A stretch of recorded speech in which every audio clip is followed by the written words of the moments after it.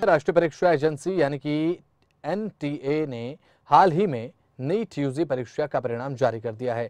NEET की परीक्षा में इस बार फिर से लड़कियों ने बाजी मारी है, उनका दबदबा देखने को मिला।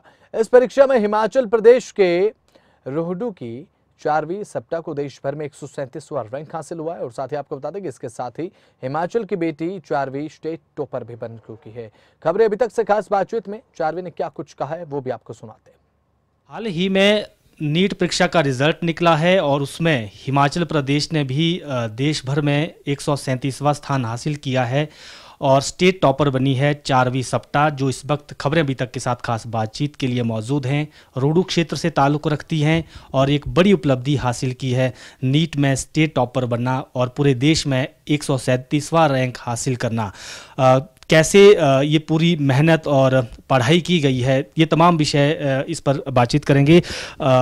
4वीं आपसे ही जानना चाहेंगे, आप जो नीट की परीक्षा हुई है, आपने देश भर में भी 137वां रैंक जो है हासिल किया है, हिमाचल की भी आप टॉपर बनी है। क्या कहना चाहेंगे, आप मूल रूप से कहाँ से हैं और किस तरह से आपने सोचा था कि नीट की जो परीक्षा है उसको पास करके जिस तरह से डॉक्टर बनने का एक सपना रहता है तो वो सपना पूरा हो गया? नमस्कार सबको। सबसे पहले मैं धन्यवाद करना चाहूँगी खबरें अभी तक का कि सर आप यहाँ आए। Thank you for being here, अपने बिजी शेड्यूल में से टाइम निकाल के। मेरा नाम 4वीं सप्ताह है और मैं रोहडू के एक गांव खलगर से बिलोंग करती हूँ। डॉक्टर बनने का मैंने तब सोचा था 6-7 से ही मुझे क्लियर मिल गया था डायरेक्शन कि मुझे मेडिकल फील्ड में ही जाना है और मुझे डॉक्टर बनना है। और उसके बाद से मेरे पेरेंट्स ने भी मुझे बहुत हेल्प किया है मेरे गोल को अचीव करने में, और सारे टीचर्स जितने भी जिनसे भी मैं अभी तक पढ़ी हूँ। तो कैसे आपकी पढ़ाई शुरुआत हुई? आप इस फील्ड में, यानी आपने सोचा कि नीट में नीट की परीक्षा देती हूँ, डॉक्टर फील्ड में जाना है तो उसी हिसाब से पढ़ना होगा, तो कैसे सारी चीज़ें मैनेज होती हैं? सर सबसे पहले जब मैं 11th में आई तो तभी मैंने डिसाइड किया था, तभी हमको 11th से ही शुरू में होता है कि नीट करना है। तो 11th-12th 2 साल और 1 साल कोचिंग की, उसमें मैंने अपनी नीट की तैयारियाँ की, जिसमें से मेरा 11th का जो साल था वो बहुत ही वीक था, तो वो मुझे बाद में रिग्रेट होता है। लेकिन 12th में मेरा बिल्कुल लाइन पे आ गया था। मैं 12th से मैंने बहुत मेहनत करना शुरू कर दी थी।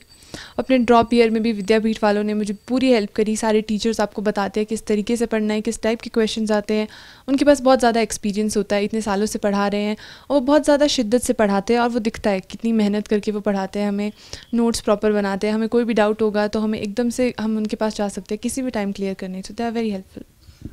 तो कोचिंग का फ़ायदा मिलता है इस परीक्षा में, और आपको किस तरह से यहाँ पर स्टडी मटेरियल जो है उपलब्ध करवाया गया, पढ़ाया गया? जी सर, कोचिंग का तो बहुत ज़्यादा फ़ायदा होता है। हमें प्रॉपरली बताया जाता है कि हमारे टेस्ट रेगुलर होते हैं, जिससे हमें पता चलता है हम कहाँ स्टैंड कर रहे हैं और हमें किस चीज़ पे ज़्यादा काम करने की ज़रूरत है। बिल्कुल। तो ये 4वीं सप्ताह थी और इन्होंने कहा कि जो तैयारियां हैं वो अगर समय रहते शुरू हो जाए तो काम जो है, जो पढ़ाई है वो अच्छे से हो जाती है। और इसके लिए छात्र चाहे +1 से शुरुआत करना चाहे या फिर +2 में भी करना पड़े, तो लेकिन शुरुआत में शुरू से ही इस फील्ड में अगर आप ये सोच कर चल रहे हैं कि मैंने मेडिकल फील्ड में जाना है तो तैयारियाँ पहले से ही शुरू हो जानी चाहिए। वीडियो जर्नलिस्ट अंकुर के साथ प्रदीप ठाकुर, शिमला।